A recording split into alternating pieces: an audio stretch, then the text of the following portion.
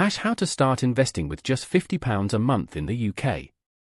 If I told you that 50 quid a month, roughly the cost of a couple of takeaways, could genuinely be worth over £40,000 one day, you'd probably think I was having you on. But I'm not. And by the end of this video, you'll know exactly how to set it up, step by step, even if you've never invested a single penny in your life. Right. Let's get into it. So here's the thing that actually frustrates me about investing. Most people in this country think it's not for them. They think you need thousands of pounds sitting in a savings account before you can even think about it. They think you need to understand candlestick charts and price-to-earnings ratios and all that City of London stuff. And honestly, I get it. The financial industry has done a brilliant job of making normal people feel like investing is some exclusive club they're not invited to. But that is nonsense. Complete nonsense. You can open an investment account today from your phone in less time than it takes to order something off Amazon. And you can start with £50 a month. Some platforms will even let you start with less. The barrier to entry has basically disappeared. The only thing still standing in the way is the belief that it's too complicated or too risky or just not worth it with small amounts. So let's smash through all three of those, shall we? First, is it worth it with just £50 a month? Let's do some quick maths. If you invest £50 a month and your investments grow at an average of, say, 7% a year, which is roughly what global stock markets have returned historically over the long term after inflation, then after 10 years, you'd have put in £6,000 of your own money. But your pot would be worth roughly £8,500. After 20 years, you've put in £12,000, but your pot's sitting at around £26,000. And after 30 years? You've contributed £18,000, but your pot could be worth over £47,000. That extra money? That's compound growth doing the heavy lifting for you. Your money is literally making money, and then that money makes money, and so on. It's the closest thing to magic in personal finance.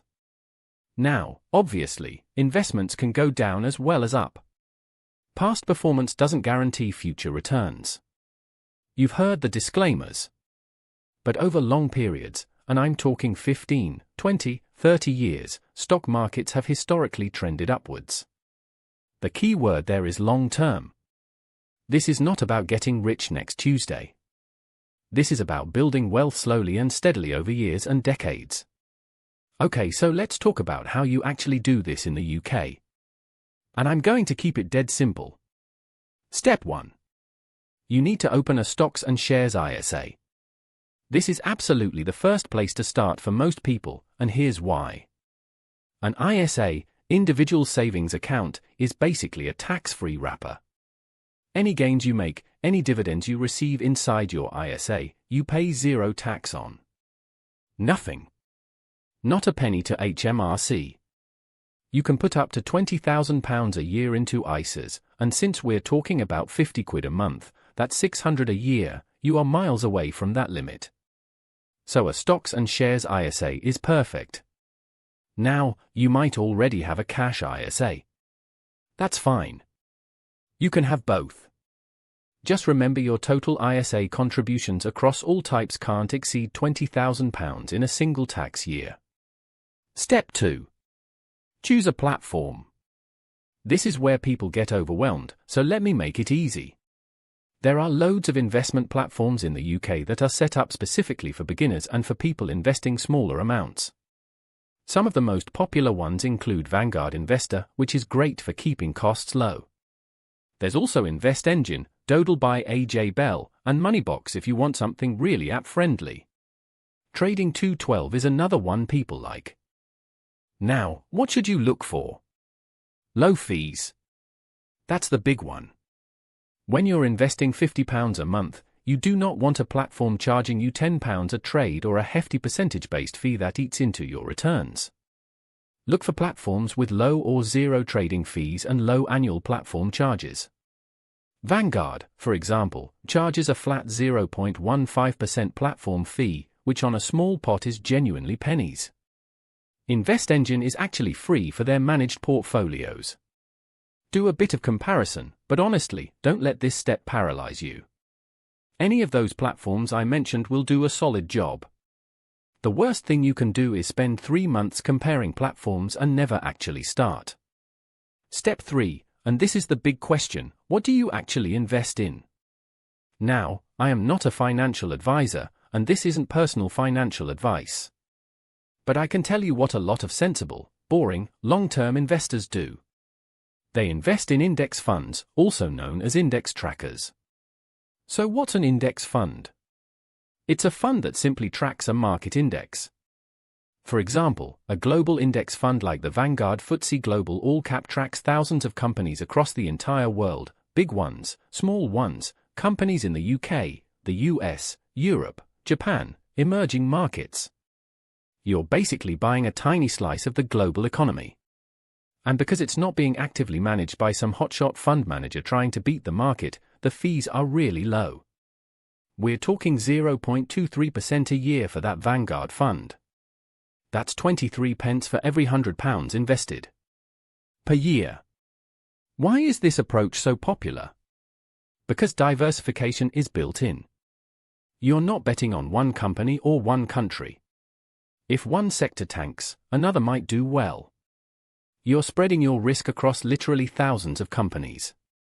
And historically, a simple global tracker has outperformed most actively managed funds over the long term. Most. Not all. But most. The data on that is pretty clear. So for a beginner, putting £50 a month in a single global index fund inside a stocks and shares ISA is a genuinely solid starting point. Simple. Low cost. Diversified. Job done. Step 4. Set up a direct debit and automate it. This is so important. The best investment strategy in the world is useless if you keep forgetting to do it or if you talk yourself out of it every month. Set up a direct debit from your bank account to your investment platform. £50 on the first of every month, or whenever you get paid. Automate it and then, and I mean this, try to forget about it. This approach has a fancy name. It's called pound cost averaging. Because you're investing the same amount every month regardless of what the market is doing, sometimes you'll buy when prices are high and sometimes you'll buy when prices are low. Over time, that averages out. It takes the emotion out of investing completely. You're not trying to time the market. You're not panicking when things dip. You're just consistently putting money away. It's boring. And boring is brilliant when it comes to investing.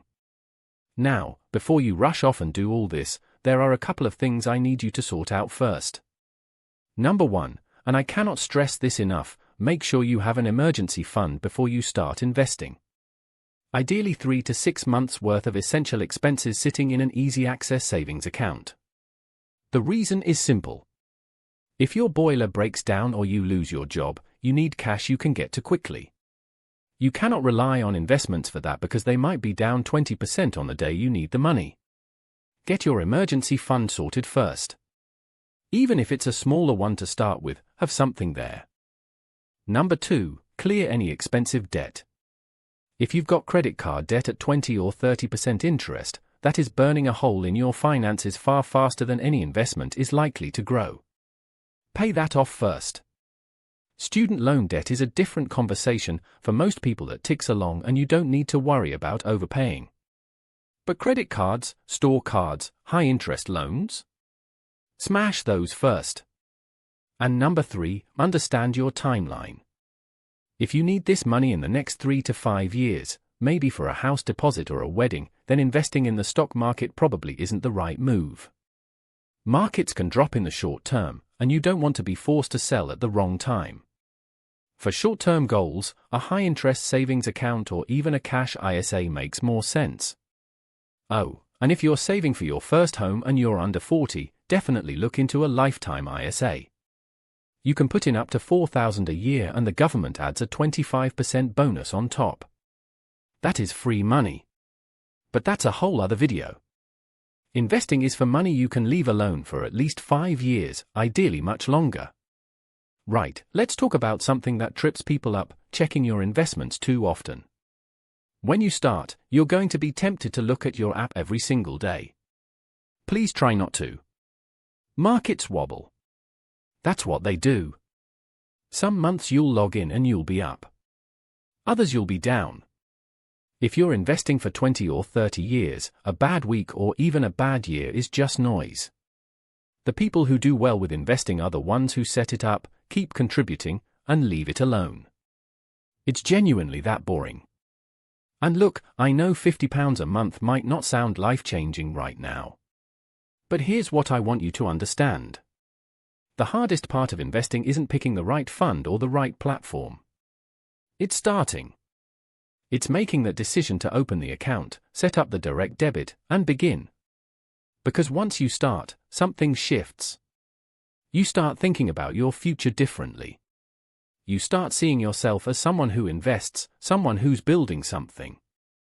And often, that 50 becomes 75, then 100, then more as your income grows. The best time to start investing was 10 years ago. The second best time is right now. And 50 quid a month is more than enough to begin. So let me give you a quick recap of exactly what to do. 1. Make sure you've got an emergency fund and no expensive debt. 2. Open a stocks and shares ISA on a low-cost platform. 3. Choose a simple global index fund. 4. Set up a £50 monthly direct debit. 5. Leave it alone and let time do its thing. That's it. That's the whole plan. No jargon. No complicated strategies. Just consistent, boring, long-term investing that works. If this video was helpful, do me a favor and hit that subscribe button.